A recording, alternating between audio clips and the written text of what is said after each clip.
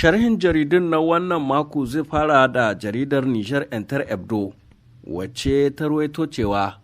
an karrama shugaba Isuhu da lambar yabo ta gidauniyar Mo Ibrahim,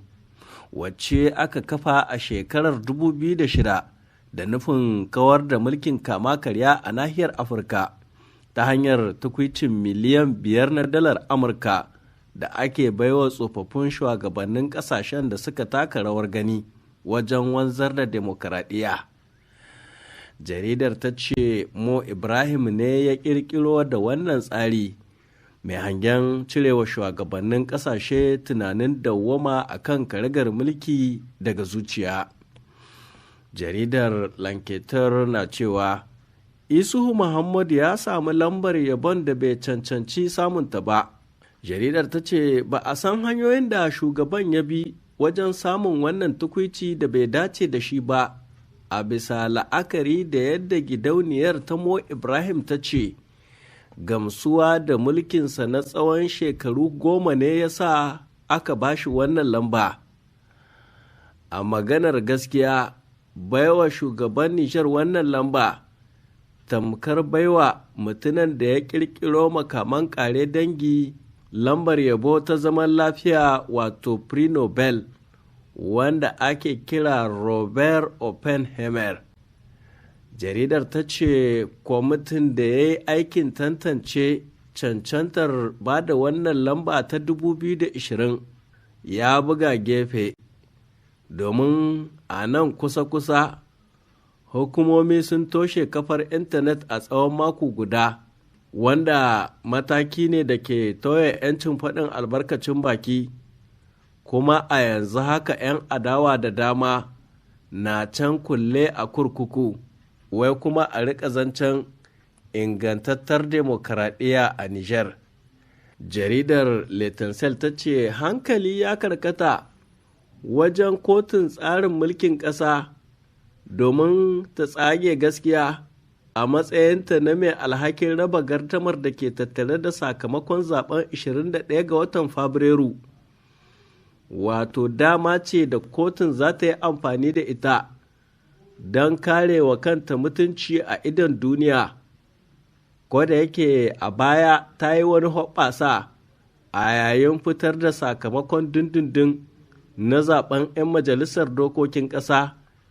inda aka gano kotun ta cire wa jam'iyyar PNDS kujera guda ta wakilcin majalisar dokokin ƙasa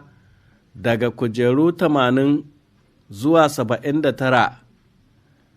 Jaridar ta ce wannan wata alama ce da ke nunin idan aka gabatar da hujjoji masu gamsarwa,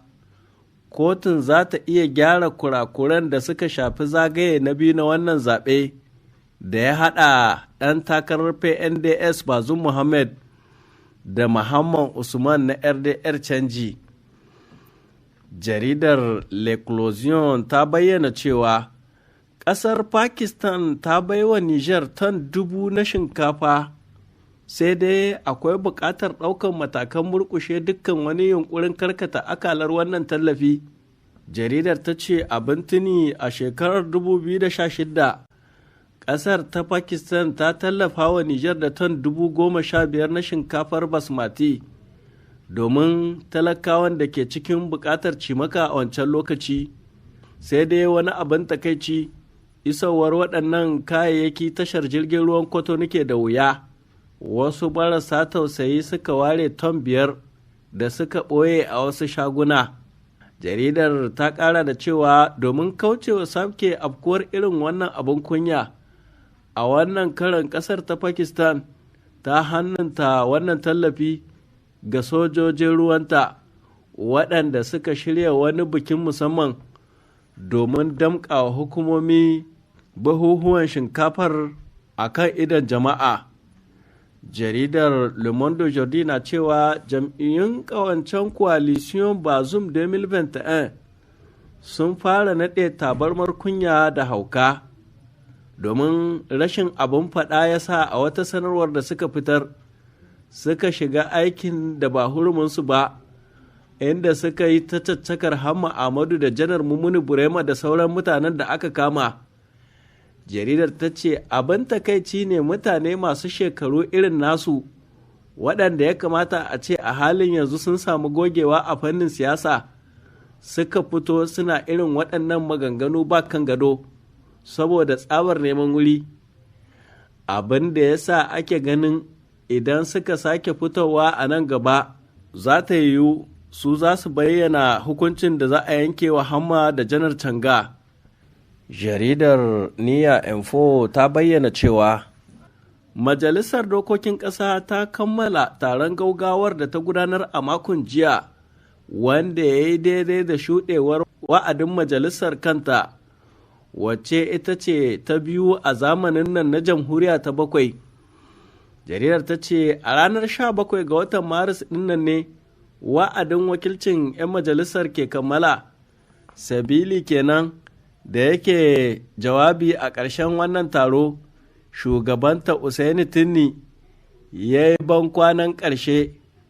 ga waɗanda ba za su samu sukunin sake komawa zauren majalisar ba, wacce ake shirin ƙaddamar da ayyukanta a nan gaba kaɗan. Jaridar L'Actualité ta ce 'yan sanda sun kama bindigogin yaƙi a ƙauyen Dogon Ƙirya da ke a tazarar kilomita 7 da tsibirin Maraɗi, bayan gudanar da bincike wanda a ƙarshensa ya yi sanadin damƙe mutane 5, samari 3, mata 2. Jaridar ta ambato shugabar 'yan sandan tsibiri Rahila Alfa tana cewa lamarin ya wakana ne a wani lokacin da jami'anta ke gudanar da bincike a kan wani mai safarar makamai tsakanin Nijar da Najeriya. Lura da kai da kawon jami'an tsaro a kewayen ƙauyen na Dogon Ƙirya ya sa wannan mutum arcewa yayin da aka gano bindigogi cikinsu har da ƙirar AK set a cikin hijabin wata matarsa mai shekaru 19 a duniya. Jaridar ta ce wannan al'amari ya matuƙar bakanta wa al'umma rai saboda yadda aka gano wannan mutum da aikata ƙazamar sana'a, saɓanin yadda a can baya yake cewa ya tafi Najeriya neman kuɗi, wai ashe fataucin makamai ya sa gaba. To a nan za mu tsagaita da sharhin jaridun na wannan mako kenan, da fatan za a kasance da mu a wani satin na gaba domin jin wani sabon sharhin da yardar Allah.